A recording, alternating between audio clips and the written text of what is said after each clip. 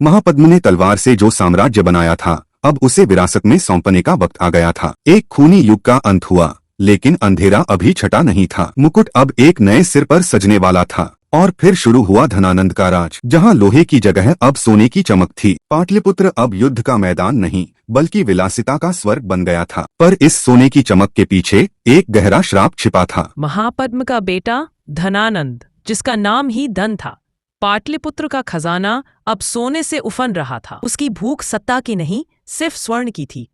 उसके हाथों में अंगूठियां थी और होठों पर मदिरा। वो भूल गया था कि राजा का असली आभूषण प्रजा का विश्वास होता है, ना कि ये बेजान पत्थर। दरबार अब नाच गाने का अड्डा बन चुका था। जहां कभी रणनीति बनती थी, वहां अब घुंघरू बजते थे। राजा अपनी ही दुनिया में मदहोश था। किंवदंतियां कहती हैं उसने अपना सोना गंगा के तल में छिपाया था, एक ऐसी गुल्लक जिसे कोई चोर तो क्या, वक्त भी नहीं चुरा सकता था। हजारों संदूक नदी की गहराई में दफन कर दिए गए। पानी के ऊपर शांति थी, पर नीचे लालच का एक विशाल पहाड़ खड़ा हो रहा था। लेकिन ये सोना आया कहाँ से? गरीब की थाली से। कर टैक्स वसूलने वाले गिद्धों की तरह प्रजा को नोच रहे थे। हर तरफ त्राहिमाम था। पेड़ की छाल से लेकर पत्थर तक हर चीज पर टैक्स था। धनानंद ने सांस लेना भी महंगा कर दिया था। नफरत की आग अब सुलगने लगी थी। फूलों की खुशबू में राजा को प्रजा के पसीने की बदबू नहीं आती थी। वो अंधा हो चुका था अपनी ही विलासिता की चमक से। पाटलिपुत्र की रातें रोशन थीं, लेकिन दिल बुझे हुए थे। अंधेरी गलियों में अब राजा की जयकार नहीं बल्कि उसके विनाश की दुआ मांगी जा रही थी। आईने में उसे सिर्फ अपना सुंदर चेहरा दिखता था। उसे अंदाजा नहीं था कि उसकी परछाई के पीछे काल अपना खंजर तेज कर रहा है। एक सिक्का, बस यही उसकी दुनिया थी। वो नहीं जानता था कि यही सिक्का एक दिन उसकी गर्दन का सौदा करेगा।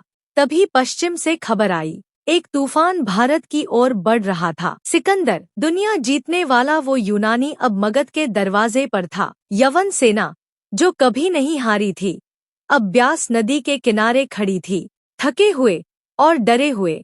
उन्हें मगध की कहानियों ने डरा दिया था। सिकंदर की आंखों में पहली बार बेपसी थी। पूरब की ओर देखने की हिम्मत उसके विश्व विजेता सैनिकों में भी नहीं बची थी।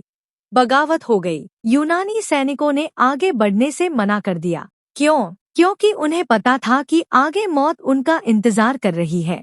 जासूसों ने बताया था, नंद के पास 3000 जंगी हाथी हैं।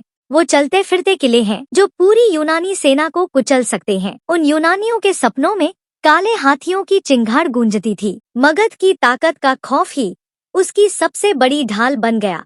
2 लाख पैदल सैनिक, जमीन कांपती थी जब वो चलते थे। धनानंद बुरा राजा था, पर उसकी सेना दुनिया की सबसे खतरनाक फौज थी। राजा ने हाथी को गन्ना खिलाया और मुस्कुराया। उसे लगा, जब तक ये जानवर उसके पास है, उसे कोई भगवान भी नहीं हरा सकता। और सिकंदर लौट गया, बिना लड़े। मगध जीत गया। इतिहास गवाह है, दुनिया का सबसे बड़ा विजेता नंद की परछाई से ही डर गया।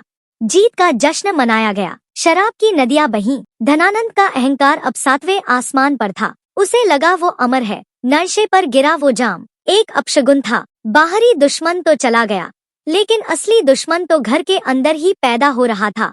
अपने सेनापतियों का मजाक उड़ाना अब उसका खेल था। वो भूल गया था कि तलवार पकड़ने वाले हाथ अगर बागी हो जाएं तो क्या होता है। बाजार की भीड़ में एक ब्राह्मण चल रहा था, साधारण कपड़े, लेकिन आंखों में एक भयानक प्रतिज्ञा। तूफान अभी टला नहीं था। धनानंद की आंखों में कभी कभी एक डर दिखता था, जैसे उसे महसूस हो रहा हो कि उसकी सोने की लंका में आग लगने वाली है।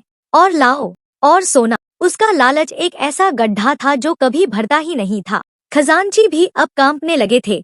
फूलों के शहर पाटलिपुत्र में अब कांटे उग रहे थे। राजा की हंसी प्रजा के लिए एक क्रूर मजाक बन चुकी थी। महल की बालकनी से वो खुद को भगवान समझता था, पर उसे नहीं पता था कि नीचे खड़ी जनता उसे शैतान मानती है। मिट्टी में पड़ा वो सिक्का बता रहा था कि मगध का असली मान अब धूल में मिल चुका है। बस एक चिंगारी की देर थी। शराब के नशे में धुत राजा सिंहासन पर सो गया, एक सोता हुआ शेर, जिसे लग रहा था कि जंगल हमेशा उसी का रहेगा।